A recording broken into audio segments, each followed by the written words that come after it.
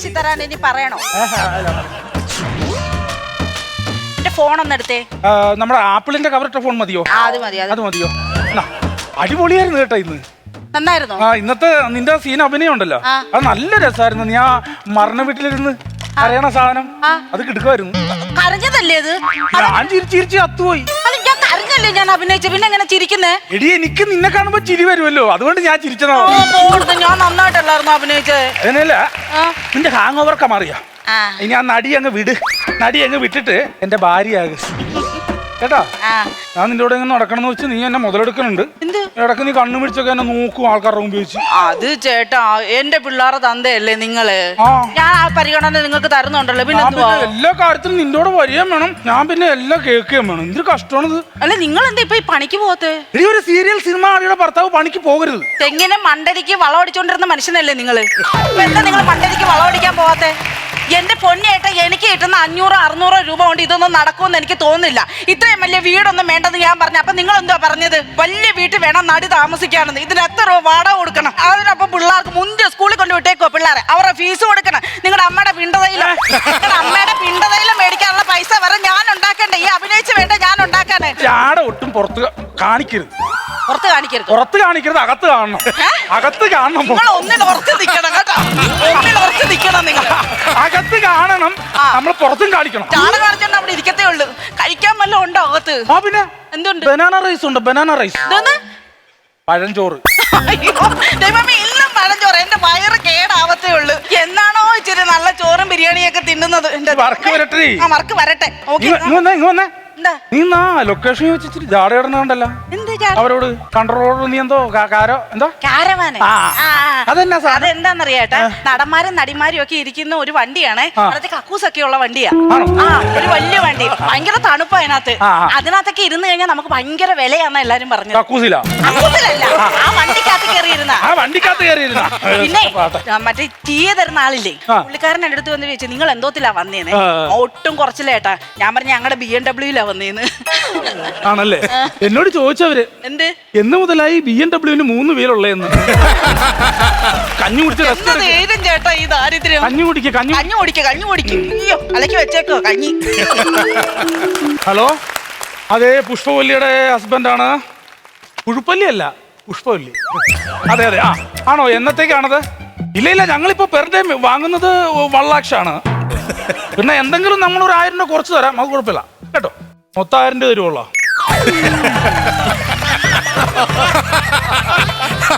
ഒരു 80 രൂപ ഓട്ടോറിക്ഷ കാശും കൂടെ അടി. ഓക്കെ.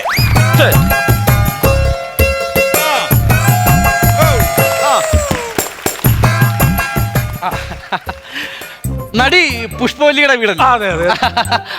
ഹസ്ബൻഡാണ്, മാനേജറാണ്. കൂട്ടത്തിൽ എപ്പോഴും ഉണ്ടാവും, വെള്ളം കൊടുക്കും, വീശി കൊടുക്കും. ഞാൻ കറി വെച്ചാൽ കറിയാ. ഞാനും കറി വെച്ചാൽ കറിയാ. എല്ലാരും നല്ല അഭിപ്രായമാണ് കറിക്ക്. അതല്ല പറഞ്ഞത്, എന്റെ പേരാണ് പറഞ്ഞത്. ഞാൻ കറി വെച്ചാൽ കറിയാ.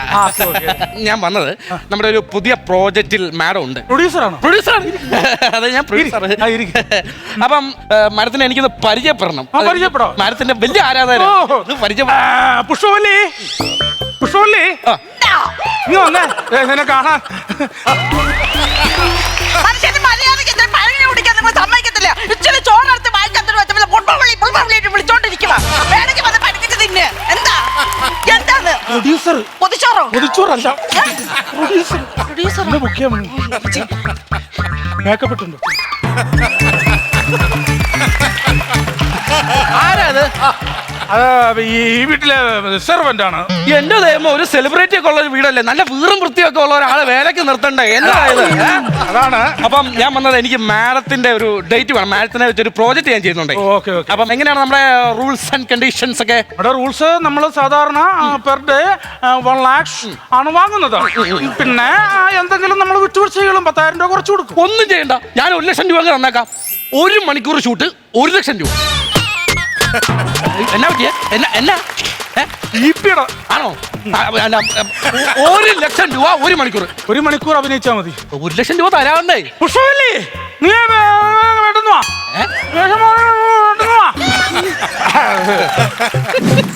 ഹലോ, ആന്റണി പെരുമാർ ചേട്ടനാണോ? എന്താ ചേട്ടാ, ടോവിനൊക്കെ ഡേറ്റ് ഉണ്ടോന്നോ? അതിന് എനിക്കെന്ത് ടോവിനൊക്കെ ഡേറ്റ് ആണ്, പൃഥ്വിരാജിന്റെ ഡേറ്റ് ആണ്, പക്ഷെ പുഷ്പവല്ലിക്ക് ഡേറ്റ് ഇല്ല കേട്ടോ. എത്ര? 1 CR അയ്യോ 1 CR നടക്കത്തില്ല. 1 CR നടക്കത്തില്ല. ടിവിയുടെ റിമോട്ട് ഫോണല്ല. നൈസായിട്ട് ഞാൻ മാഡത്തിന്റെ വലിയൊരു ആരാധകനാണ്. ഓ നൈസ് ടു മീറ്റ് യു. എന്തിപ്പോ ഇങ്ങോട്ട് വന്നത്? വെറുതെ വഴി പോയപ്പോ കേറിയതായിരിക്കും അല്ലേ? അല്ല, എന്റെ പുതിയൊരു പ്രോജക്റ്റിൽ മാഡമാണ് അഭിനയിക്കുന്നത്. അപ്പൊ അതിന്റെ കാര്യങ്ങൾ ഞാൻ ഭർത്താവിനോട് കാര്യങ്ങളൊക്കെ പറഞ്ഞു. ആൾക്കാരോടൊക്കെ ചോദിച്ചിട്ട് തന്നെയാണോ ഇങ്ങോട്ട് വന്നത്? ഇല്ല, മാഡം തന്നെയാണ്. ഞാൻ ഹസ്ബൻഡിനോട് എല്ലാം പറഞ്ഞിട്ടുണ്ട്. ഞാൻ നേരത്തെ മുൻകരുതലായിട്ട് നിൽക്കുക. ആണോ? മാഡം 1 മണിക്കൂർ 1 ലക്ഷം രൂപ.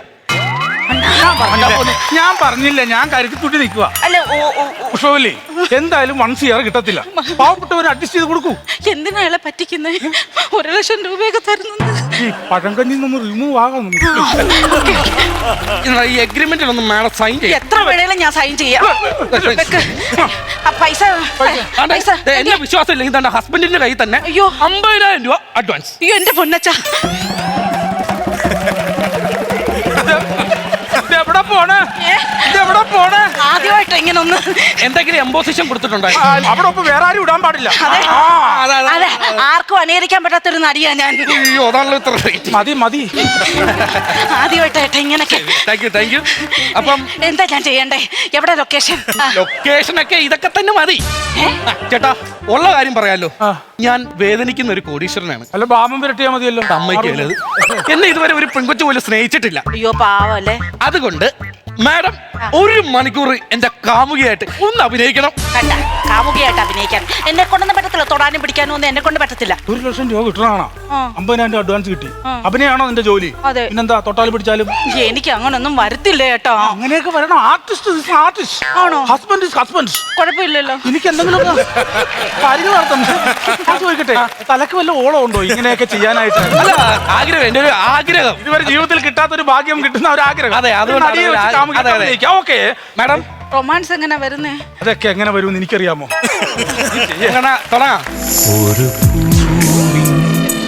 നിശാശലഭം തൊട്ടുണർത്തും യാമമായി നറുഞ്ഞുമി നിലാക്കുളിൽ ഒന്നു ചേരും നേരമായി പനിനീരിൽ നനഞ്ഞ രാത്രിയെ പുലരിയിൽ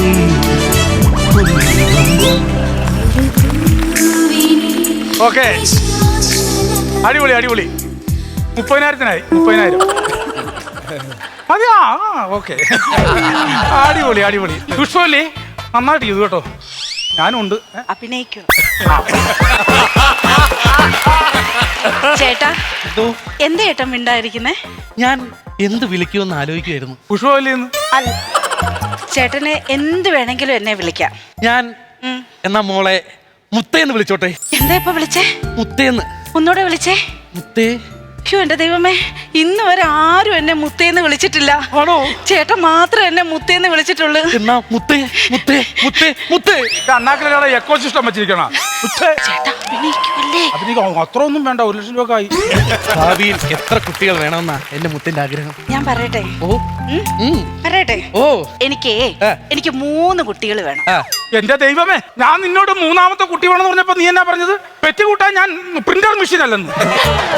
ചേട്ടാ ചുമ്മാ ഇരിക്കണം. നിങ്ങൾ ഇടയ്ക്ക് കയറി വരരുത്. ഞാൻ ഇതുകൊണ്ട് നിർത്തും. 50,000 രൂപ കിട്ടത്തുള്ളൂ. ഇതുകൊണ്ട് ഞാൻ നിർത്തും. ഞാനൊരു കാര്യം ചോദിച്ചാൽ തെറ്റിദ്ധരിക്കരുത്. എന്താ ചോദിക്കേ? എന്റെ മുത്തിന് ഭാവിയിലെ ഭർത്താവ് എങ്ങനെ ആയിരിക്കണമെന്ന ആഗ്രഹം? എന്റെ ചേട്ടാ, എനിക്ക് വലിയ ആഗ്രഹങ്ങളൊന്നുമില്ല. എനിക്ക് ജോലി ചെയ്തു തരുന്ന ഒരു നല്ല ഭർത്താവായിരിക്കണമെന്നായിരുന്നു എന്റെ ആഗ്രഹം. ഞാൻ എന്നെ ഇട്ട് കഷ്ടപ്പെടുത്തരുത്. ഇതുപോലെ കോട്ട് സൂട്ടും ഒക്കെ ഇട്ട് സുന്ദരനായിട്ട് എപ്പോഴും നടക്കണം. അങ്ങനെ ഞാൻ മണ്ടരയ്ക്ക് മരുന്നടിക്കാൻ പൊക്കോളാം. വേണ്ട, ഇനി പഠിക്കണ്ട. അങ്ങനെ ഒരു ഭർത്താവിനെയായിരുന്നു എനിക്ക് വേണ്ടത്. ജീവിതത്തിൽ ഇന്ന് വരെ എന്നെ ആരും മോളേന്നോ മുത്തേന്നോ അങ്ങനെ ഒന്നും വിളിച്ചിട്ടില്ല ചേട്ടാ. എനിക്ക് ഒരുപാട് ഇഷ്ടമായി. ഞാൻ എന്തായാലും ചേട്ടൻ്റെ കൂടെ വരും. നീ തന്നെ സീരിയസ് ആയിട്ടാണോ പറയണത്? നീ എന്നെ പറയണം. നിങ്ങൾ ഇന്ന് വരെ എന്നെ മോളേന്ന് വിളിച്ചിട്ടുണ്ടോ? ഞാൻ മോളേന്ന് വിളിക്കാം. എന്നെ മുത്തേന്ന് വിളിച്ചിട്ടുണ്ടോ? മുത്തേന്ന് വിളിക്കണ്ട, മോളേന്ന് വിളിക്കണ്ട. എനിക്ക് നിങ്ങളെ വേണ്ട. ഞാൻ എന്റെ ചേട്ടൻ്റെ കൂടെ പോവാം.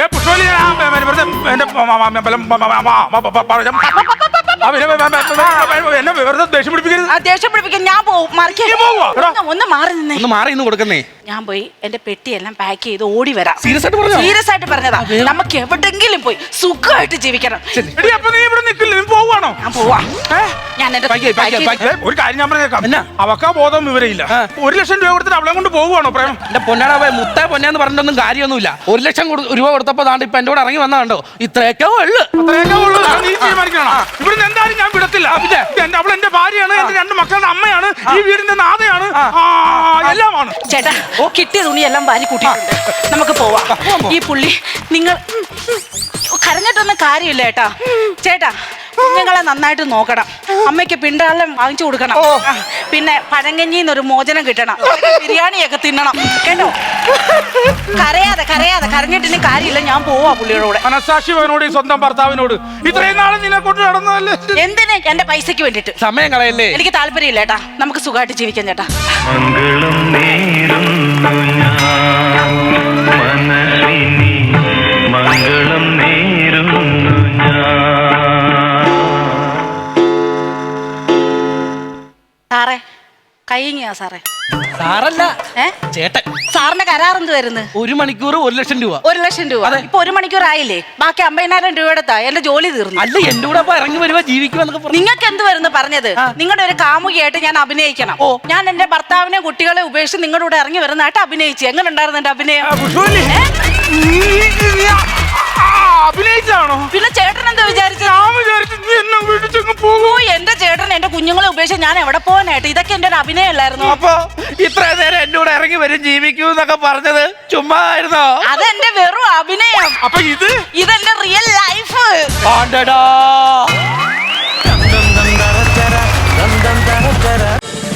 ഫ്ലവേഴ്സ് ഒരുക്കുന്ന കാഴ്ച വസന്തം യൂട്യൂബിൽ പ്രേക്ഷകർക്ക് ലൈവായി കാണാം. ഫ്ലവേഴ്സ് കോമഡിയിൽ ജോയിൻ ചെയ്യൂ, ആസ്വദിക്കൂ.